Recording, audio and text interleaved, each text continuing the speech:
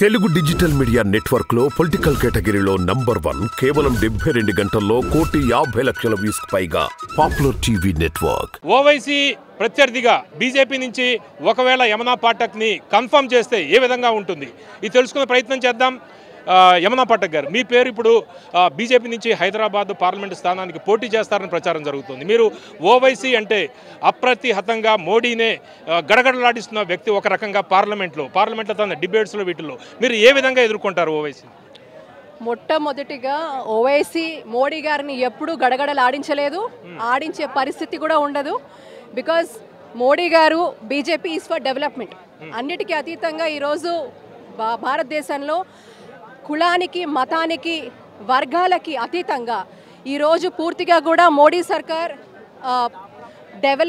Pro డెవలప్మెంటే అడుగులేస్తున్నాం. కాబట్టి ఈరోజు ఉత్తరప్రదేశ్ లాంటి రాష్ట్రాల్లో తీసుకున్నా కూడా మీరు తీసుకుంటే భారతీయ జనతా పార్టీ ఏదైతే మేము చేసిన డెవలప్మెంటే మాకు 8% పైన ఓట్లు తెచ్చిపెట్టాయి. కాబట్టి అక్కడ అత్యధిక శాతంలో పెన్షన్లు కానివ్వండి, మహిళలకు కానివ్వండి, ఇటువంటి అన్నీ కూడా మరి అక్కడ యోగి ఆదిత్యనాథ్ గారు లాంటి సర్కారులో కూడా మరి అంత శాతం ముస్లిమ్స్ ఈరోజు బీజేపీకి వారు మొగ్గు చూపుతున్నారంటే వీఆర్ ఫర్ డెవలప్మెంట్. అదంతా యూపీ. అయితే ఓల్డ్ సిటీ అంటే ఒక గల్లీలో ప్రచారం కూడా చేసే పరిస్థితి బీజేపీకి ఉండదు అంటూ ఉంటారు.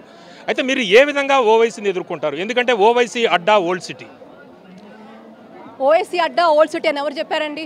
ఇది భారతీయుడిగా, ప్రతి భారతీయురాలుగా ప్రతి ఒక్కరి అడ్డా. హైదరాబాద్ అనేది చాలా ప్రతిష్టాత్మకమైనది. ఇది అందరిది, భారతీయులది. ఇది ఎవరి సొత్తు కాదు, ఎవరు దానికి ఏమీ ఇది లేదు.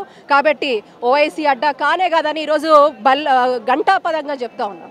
ఓకే, మీ నేత అంటే ఉపరాష్ట్రపతిగా చేసిన వెంకయ్య నాయుడు మీ బీజేపీకి జాతీయ అధ్యక్షులుగా చేశారు. వెంకయ్య నాయుడు లాంటి వారే ఓవైసీని ఓడించలేకపోయారు. 73,000 ఓట్ల పైచిలుకు ఓట్లతో వెంకయ్య నాయుడినే ఓవైసీ ఓడించిన పరిస్థితి. ఇప్పుడు మీరు అప్పటికి ఇప్పటికి ఏదైనా పరిస్థితులు మారాయంటారా? ఖచ్చితంగా మారాయండి. ఈరోజు భారతదేశంలో ఎంతమంది ముస్లిమ్స్ ఉన్నారో వారంతా భారతీయ జనతా పార్టీ వైపు చూస్తున్నారు. మరీ ముఖ్యంగా ముస్లిం మహిళలు ట్రిపుల్ తలాక్ లాంటి చట్టాన్ని ఈరోజు ఆ చట్టాన్ని తీసుకొచ్చి ఎంతోమంది ముస్లిం మహిళల బతుకుల్లో వెలుగులు నింపింది భారతీయ జనతా పార్టీ.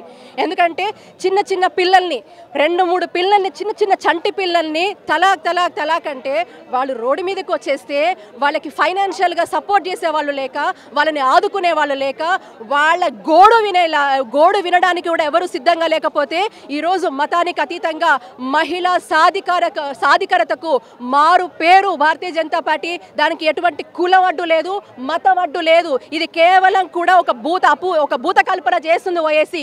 ఇన్ని రోజులు ఓల్డ్ సిటీ ప్రజల్ని మబ్బబెడతా ఉన్నాడు. ఓల్డ్ సిటీ ప్రజలకి ఏం డెవలప్మెంట్ చేసిండు ఆయన? ఇదేనా అడుగుతున్నా. ఆయన సొంత ముస్లింలకి ఏం చేసిండని అడుగుతున్నా నేను. సరే, మీరు